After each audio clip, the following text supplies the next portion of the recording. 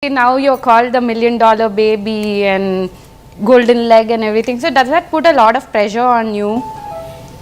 Well, I'll be honest, it does because it's not always been like that. There was a golden leg, golden hand, golden face happening, phase happening, and then there was a phase probably in 2013, 14 where I became silver, copper, steel, scrap.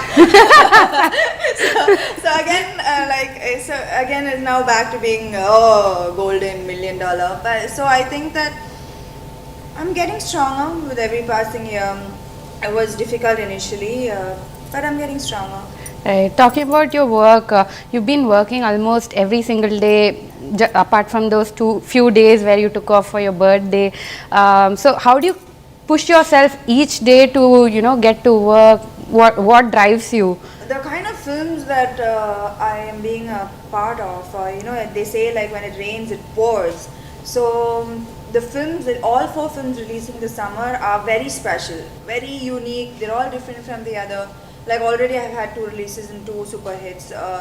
Terry was very different from 24. Terry was it was mass, but it also had, I kind of walked away with an impact. Right. I left an impact on people in this film, even though it was an out and out mass commercial entertainer. And 24 is a very intelligent film. It's a very risky project, but also an intelligent film to be a part of, and I just had to be a part of this film, whatever role was offered to me. And I think the same goes for Nitya as well. Right. We both knew what was happening on this film, and we definitely had to be a part of it, come what may. Right.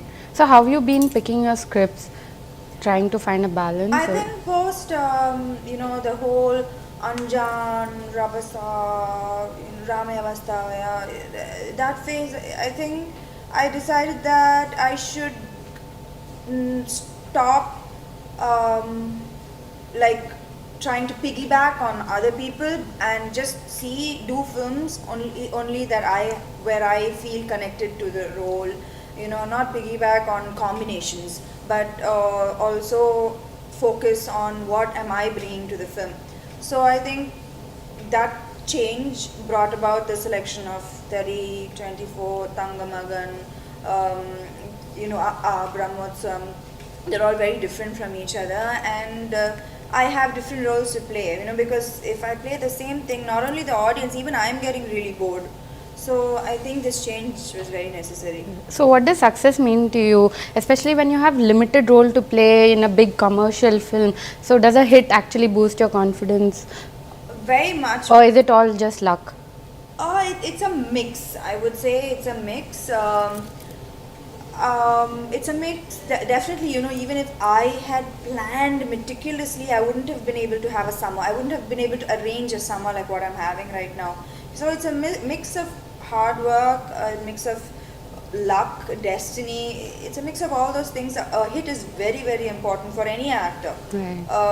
You might be a good actor or a decent actor, but hits are very, very important. Being successful at the box office is very important, and I think that I've had a mix of hits and mix of performance-oriented films. So do you believe in luck, or is it destiny? Because you can connect the dot backwards only, right? So Yeah, I am. I always say that I am God's favorite child.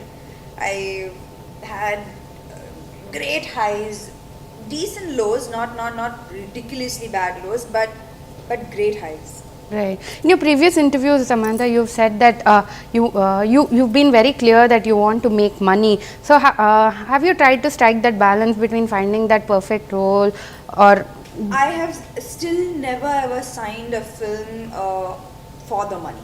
So as much as I say yes, you need to earn, I don't think that my heart is really in the money.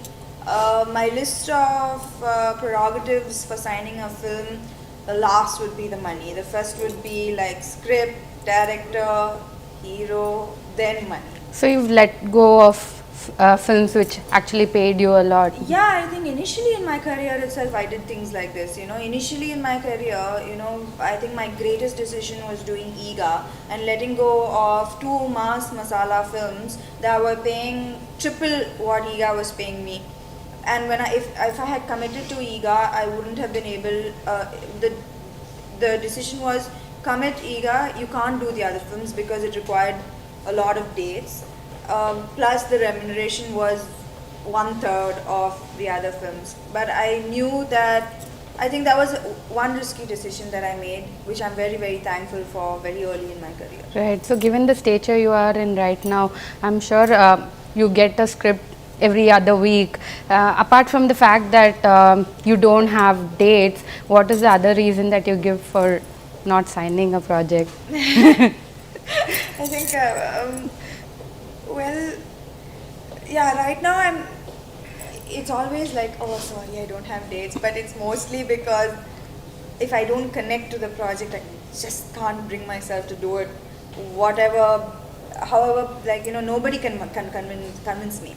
Like once I decide to do a project, it's head on. I'm willing to reduce my remuneration, but once I decide not to do a project, nobody in the world can convince me to do so.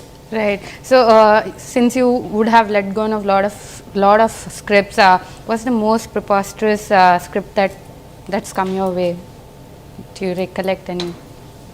I can't say that now, but yeah, there are quite a few where I've thought people are actually putting money on this project.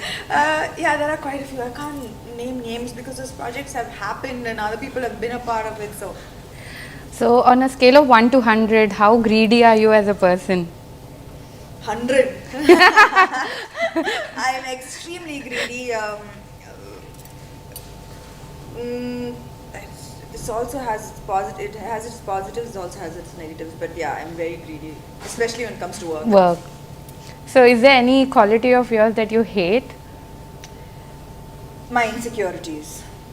I think that something that I have never changed since a child is something that I've not been able to let go of.